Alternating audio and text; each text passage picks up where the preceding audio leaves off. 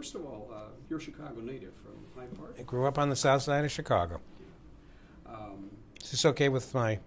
You're doing fine. I'm much more comfortable this way. If Roger says something, we'll have to go with that. But I heard you say to the Academy that you weren't thinking about going into banking at all when you were a young man. I grew up in a small family with a very, very close relationship with my father. Wonderful man, very kind man.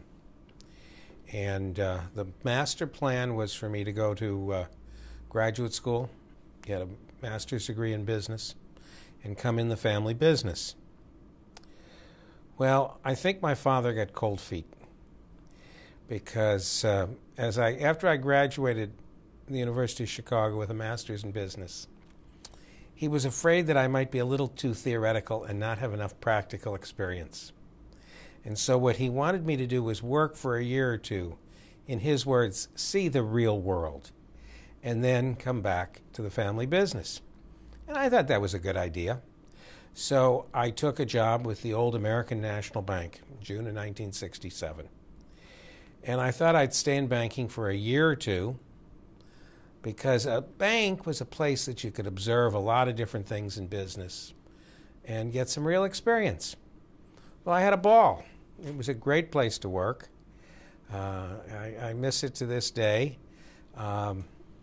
It trained you. It gave you a lot of on-the-job practical experience. And the problem was that the more time I spent in banking, the more I preferred banking to going back into the family business. And so, to my father's chagrin, about 15 years later, he sold the family business because he wanted to retire and there was no one to take his place. But I've never had any regrets, and candidly, neither did he. What was the family business? The family business was started by my grandfather in the 30s.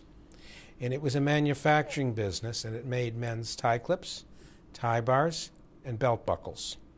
And it was a very nice business because it was an industry that historically was dominated on the East Coast.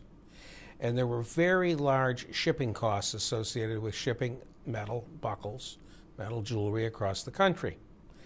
And you sold these items, the buckles you sold to belt manufacturers, the jewelry you sold to the mass merchandisers. And so my father realized that there were a number of leather tanners here in Chicago who in turn supplied leather to belt manufacturers here in Chicago. And if he could manufacture here, he would have a substantial advantage over the companies he was competing with in Waterbury, Connecticut, Providence, Rhode Island, places like that. And they prospered and did very well. It was a wonderful business. It's just not the business I wanted to go into. I like banking. What appealed to you about banking when you came on the job? I found banking very intellectually stimulating. It gave you a great chance to work with people. I really liked the relationship side of banking. The fact that you got to know people, they got to know you, you got to know their business, they trusted you, you were able to help them. It's a great feeling. You also learn a lot about a lot of different kinds of business, I imagine. Absolutely. You learn, that's what I meant. If you go into the family business, it's a very narrow, who told the old story about 30 years of experience being 1 year 30 times? Well, that's not true in the banking business because you're dealing with such different things all the time.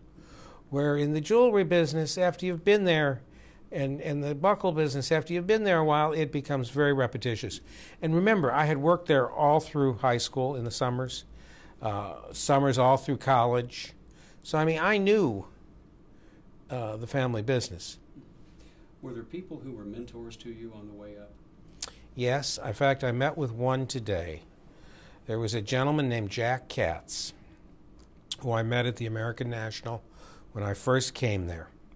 And he gave me a lot of guidance, kept me out of a lot of trouble.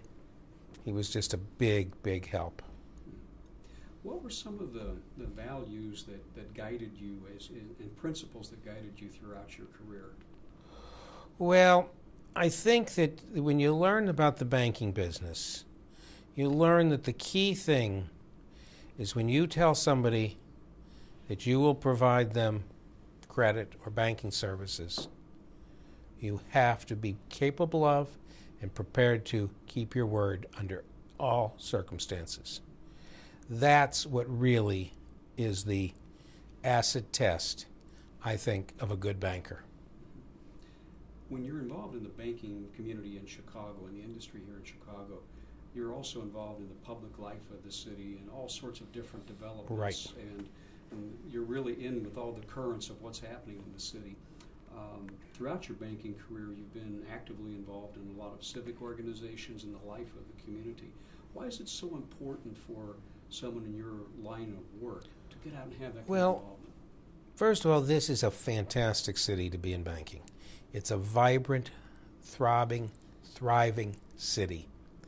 And the bank that lives in this city succeeds if the city succeeds. It's that simple. Or let's stretch it. The state succeeds. Because I don't mean to be so narrow. All right? And so I've always felt that it's incumbent on bankers to give back to the community that supports them and nurtures them. That there's an obligation there. And I've always tried to do that. At the same time, as you've grown in the business, the city of Chicago and the banking industry here has really become enmeshed, intertwined with the global economy here, and Chicago has become a leader. Well, I don't mean to disagree with you, but the fact of the matter is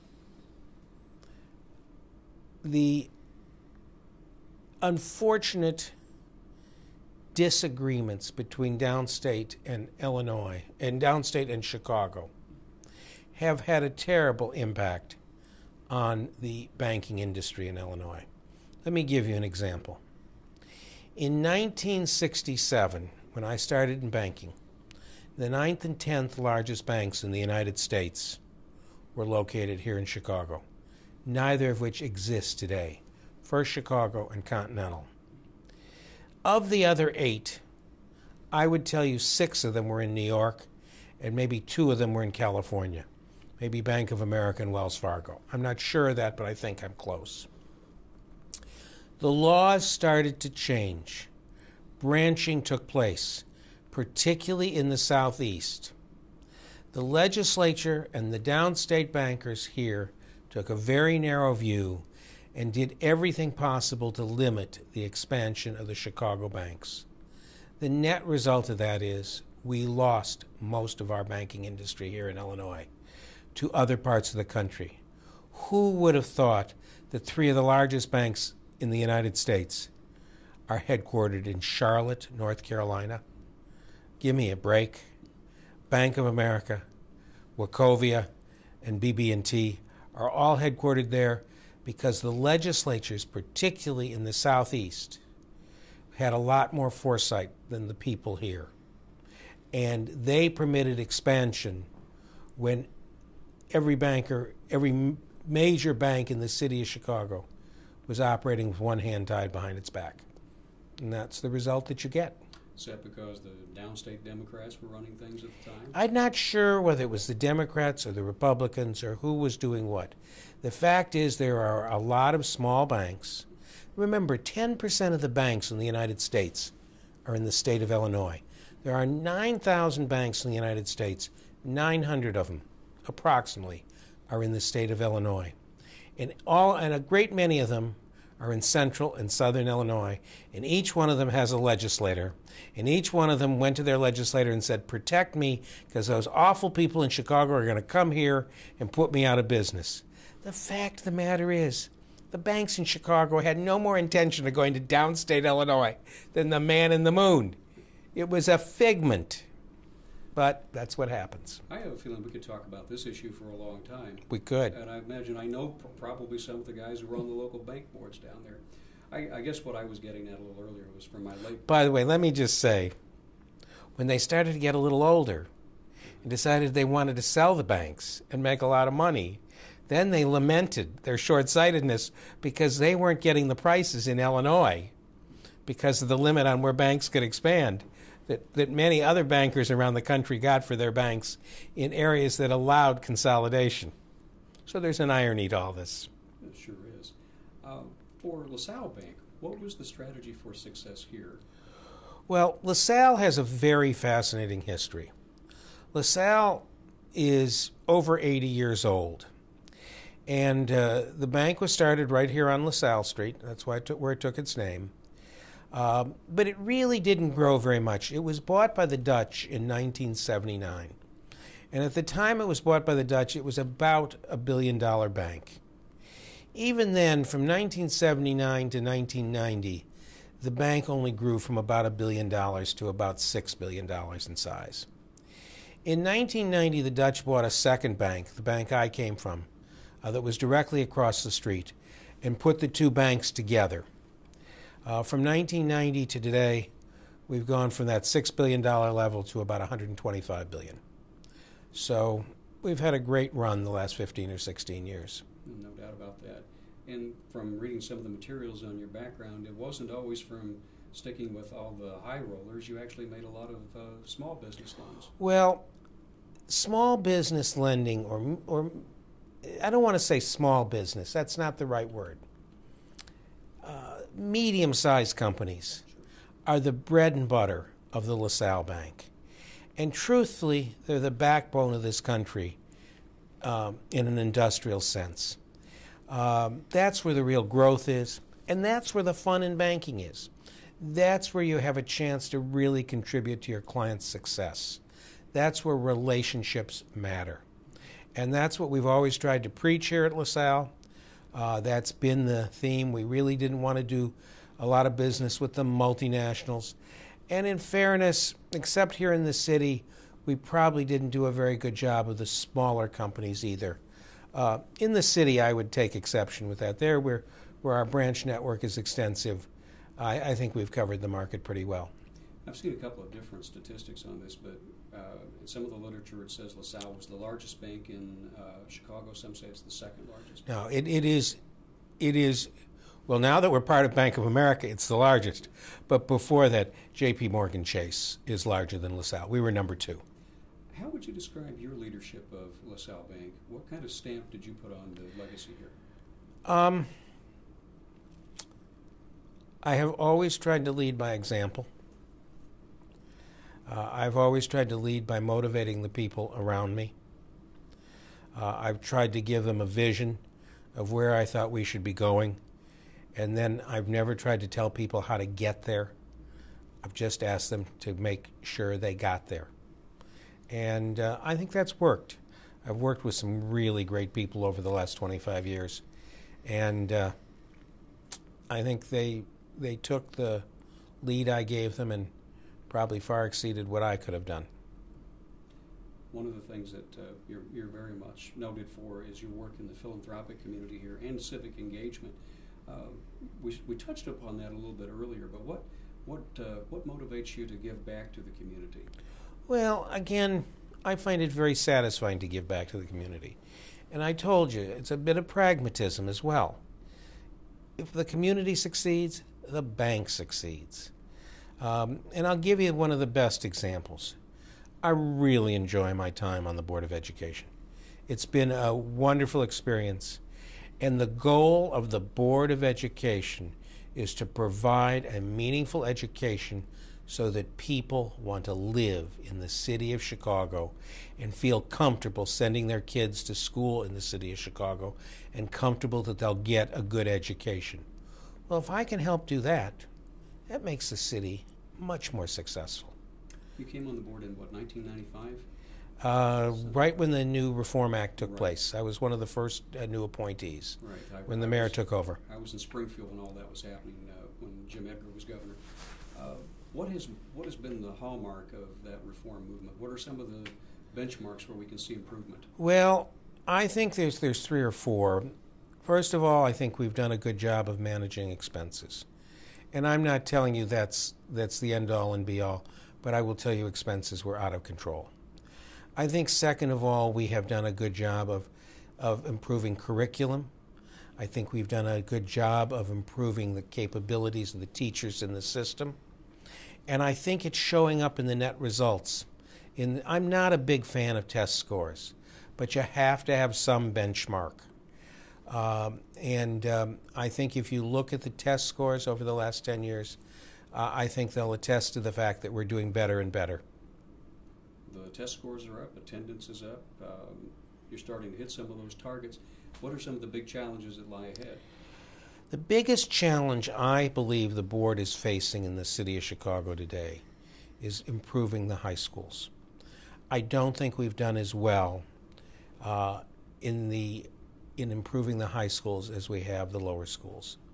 And that's certainly a high priority of this board to improve the quality of the students going through our high schools. What about there's a constant case being made in Springfield for education funding reform and how that in particular impacts on Chicago. I hear that from all the Chicago and suburban lawmakers, but downstate it's an issue as well. Well, look, I think we're doing pretty damn well with the resources we're given. But I am telling you, we could do better if we were given a little more resources, not a huge amount. I mean, I find the irony of the fact that we spend $6,000 a student in the city of Chicago when we have such a terrible need, and spend $9,000 or $10,000 per student in Lake Forest, where a lot of these kids get great educations at home and from the backgrounds they come from. I mean, there's a disconnect here. There's something wrong. There's something wrong with the tax system we use to pay for education. And I think that there are some ways this could be improved. I'm not sure this is the format to get into it, but I'd sure like to see it improved, and I'd sure like to see it a little more equal. Yeah, we could talk about casinos and everything else. You betcha. But in talking back to LaSalle Bank and its community interest, one of the things I figured that was quoted was for United Way in 2006, the #1 supporter, $1,000 contributions by employees, over almost $3 million raised by LaSalle. Well, we did, I think, a really good job last year. I'm a very big believer in the United Way. United Way came to me and asked if we would be the lead horse in the challenge grant. So besides our annual contribution, besides our employees' contribution, we were able to make a one-time $1 million contribution. So you're seeing the effects of all three of those things at one time. Now, I can't do that every year. I mean, it's just not practical. But we're doing everything to encourage our employees to participate. And I am certainly encouraging Bank of America to continue at least at the level of contributing we've been at. And I'd like to see them increase it. Does the LaSalle brand disappear after this merger? Yes, the LaSalle brand will disappear sometime early next year, and you will just see the Bank of America logo. With respect to back to your civic involvement, you're also on the board at WTTW. Yes. You have a lot of demands on your time. Why be interested in public television? Oh, I love public television. I love the fact that public television does not have to deal in the same way with the marketing forces that impact commercial television. That it has the luxury of doing some things, not just for the ratings, but for the good of what they can contribute. And let me say to you, with the budget we have right now at WTTR, but that's not so easy to do anymore. We've got our hands full, and I'm trying to help there to see if we can get some additional funding. Well, good luck to you on that. We're in the same boat at our station. So you know what I'm talking about. Yes. Yeah, I work pretty closely with Marty McLaughlin over there in their corporate sure. governmental relations area. He's our executive producer for the Lawmakers program. So I know quite a bit about you. It's a good working partnership. Listen, let me just conclude on WTTW. Sure. I personally, and I think the board, shares my vision that we would like to elevate the WTTW game. There are certainly two other stations in this country that I think of as leaders, New York and Boston. And my goal while I'm on this board is to see us, Channel 11, be put in that category. love to see that happen. Love to work with you on that.